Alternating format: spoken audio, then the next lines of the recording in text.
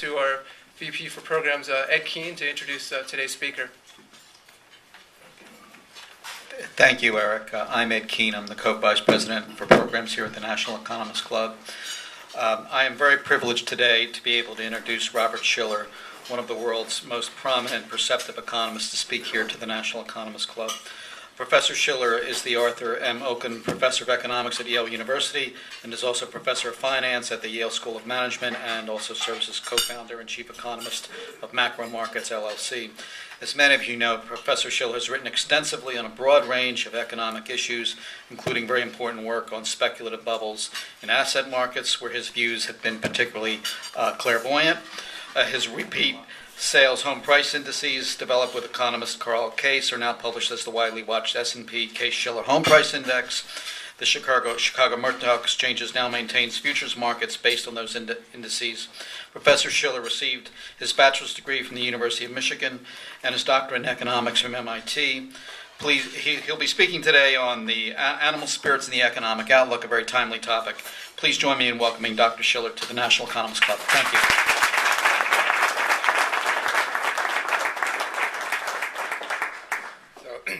Thank you, Ed. I want to talk today about animal spirits, which is a driving force that I believe has to be understood for the economy. I want to talk about the economic situation, the outlook for a possible double dip, recession, about unemployment, and also primarily about the housing market. I think that's central to economic outlook.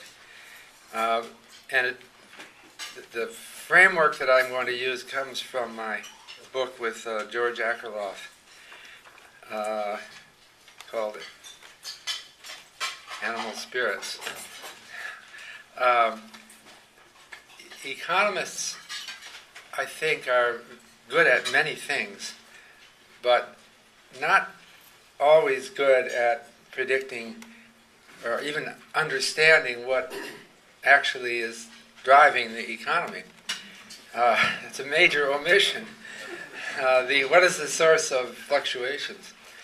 There are trends in academic finance, like this so-called real business cycle theory, which asserts, in its extreme form anyway, that all economic fluctuations can be derived ultimately back to technological progress, which comes in spurts. You know, the railroad was invented, and then we had to build railroads, and the economy flourished for a while. Then we finished that, and the economy sagged. We think that that is missing the most important driver of the economy, which comes from people's minds. And the word animal spirits actually, it's a very old expression. It goes back to ancient Rome. Spiritus animalis is Latin. It was used by the physician Galen to refer to the animating spirit that drives people. And it has been used for 2,000 years in that context. It's a mystery. What motivates people? What gets people out of bed in the morning? What makes them excited and ready to go at some times and discouraged at others?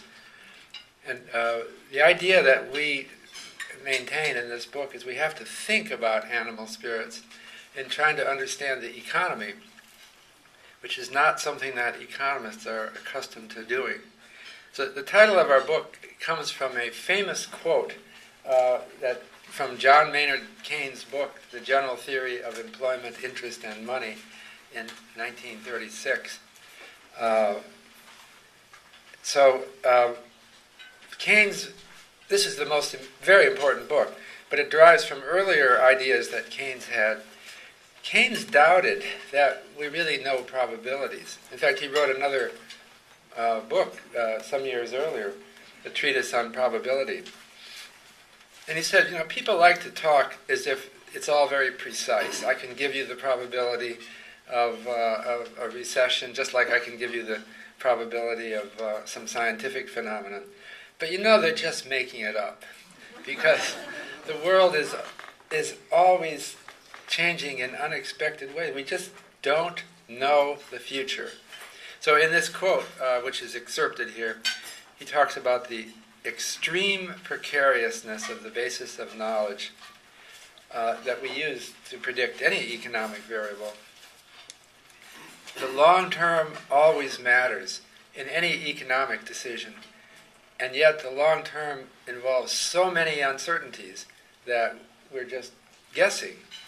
If people were completely rational, the way economists hypothesize, they might be frozen into inaction because we just don't have the numbers to plug into our models.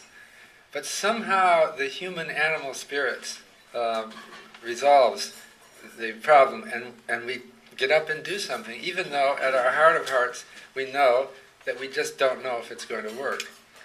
So that's why I go back to our cover. You can't see it too well. Those are animals riding up and down. That's an Ed Koren cartoon that we got. Our publisher was not happy that we wanted to put a cartoon on the cover of our Princeton University Press book. And we were the first, I think, in the history of the press to do that. But we kind of thought that we have to, it kind of symbolizes for us our lack of formalism. Now, this is an idiosyncratic treatise. But I said I wanted to talk about unemployment. I think that is the burning issue right now on people's minds, jobs. There was a recent CBS New York Times poll, actually last month, and people were asked, what is the most important problem facing the nation today? And jobs and employment, or economy, got 49% of the, that's about half. No other problem, the national debt, the war in Afghanistan, Iraq, nothing else got more than 10%. So this is the problem. And there is a lot of talk recently about the recovery that we're seeing and whether it could possibly dip down again. Now, some of my colleagues who do econometric models say, not to worry, everything looks good. Inventories are down. We've depleted our stock of housing because we haven't been investing in housing. There's a pent-up demand to get back. Automobile demand is going to be coming back. There's a lot of things like that in these models look good. But I have to also remember that these people didn't even predict this crisis at all with those models. And so there's something they call the residuals, or the error terms in their equation, which seem to be dominating right now. So we want to think about that.